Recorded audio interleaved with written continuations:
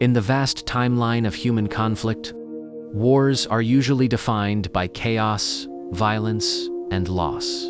From ancient battlefields to modern warfare, history remembers wars through the bloodshed they leave behind.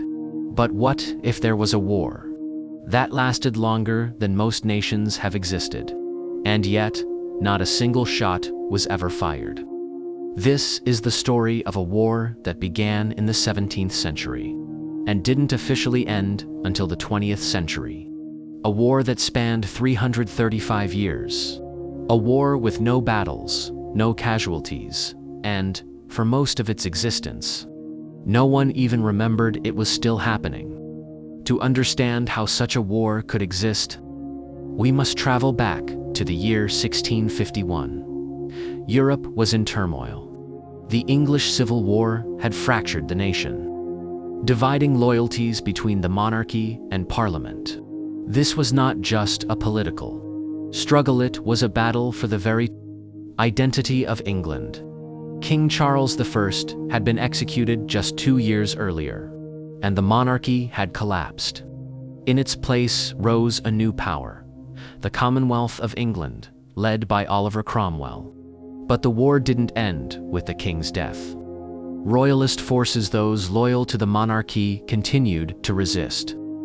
Among the Royalists' last remaining allies were forces stationed far from mainland England. In the southwest region, these supporters found refuge in a small but strategically significant location, a group of islands off the coast. These islands became a final bastion of resistance. While the mainland shifted toward parliamentary control, this isolated group remained loyal to the Royalist cause. But what made this situation even more unusual was who controlled the surrounding waters. At the same time, another powerful force was watching closely: the Dutch Republic, a major naval power, deeply invested in trade and stability. The Dutch had strong economic interests tied to England, but Royalist ships operating from the islands began attacking Dutch merchant vessels, disrupting trade routes and causing financial losses. For the Dutch, this was more than an inconvenience, it was a threat to their economy. So they made a decision. In 1651, the Dutch Republic formally declared war not on England itself, but specifically on the Royalist forces occupying the islands. It was a targeted declaration, a localized war. The Dutch Navy arrived, expecting resistance. They prepared for conflict, anticipating a naval engagement that would settle the matter quickly. But what they encountered was something entirely different. Despite the declaration, no battle ever took place. The Dutch fleet anchored nearby, ready for action. But before any confrontation could occur, events on the mainland took a decisive turn. Parliamentarian forces defeated the Royalists in England. Their remaining support collapsed rapidly. The islands, once a symbol of resistance, surrendered shortly afterward. And just like that, the reason for the war disappeared. With the Royalists defeated, the Dutch fleet withdrew. There was no need to fight anymore. But something critical never happened. There was no formal peace treaty, no official declaration ending the war, no document to close the conflict. And so, in a quiet and almost invisible way, the war remained. Years passed, then decades, then centuries. The world changed dramatically. Empires rose and fell. Revolutions reshaped nations.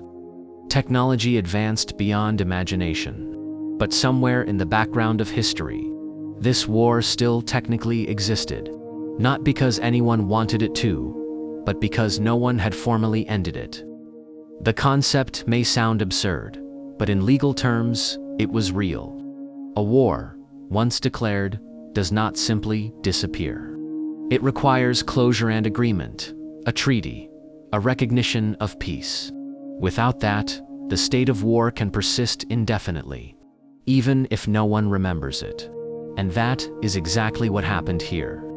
It wasn't until the 20th century that historians began to uncover this strange anomaly. While examining old records, they noticed something unusual. A declaration of war, with no corresponding peace agreement. It raised a question that seemed almost impossible. Was this war still ongoing? Researchers dug deeper into archives, legal documents, and diplomatic records. The conclusion was both shocking and undeniable. Technically, the war had never ended. For over 3 centuries, two sides had remained in a state of war, without knowing it.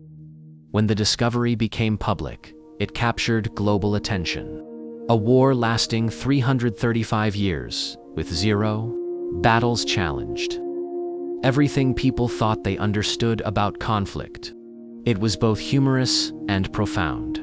A reminder that history is not always shaped by dramatic events, but sometimes by what is forgotten. In 1986, action was finally taken. Representatives from both sides met to formally resolve the issue. After 335 years, a peace treaty was signed. The war long forgotten, never fought, was officially over. Unlike most wars, there were no winners or losers. No territories exchanged. No reparations demanded. Just a quiet acknowledgement that something unfinished had finally been completed. This story is more than just a historical curiosity. It reveals something deeper about human systems, how laws, decisions, and oversights can echo across centuries. A simple omission became the longest war in history. History depends on records, agreements, signatures. Without them, even reality can become uncertain. This war existed not because of violence, but because of paperwork that was never completed. Over 335 years, generations lived and died without knowing they were technically at war. It raises an unsettling thought. How many other things exist, simply because no one has officially ended them?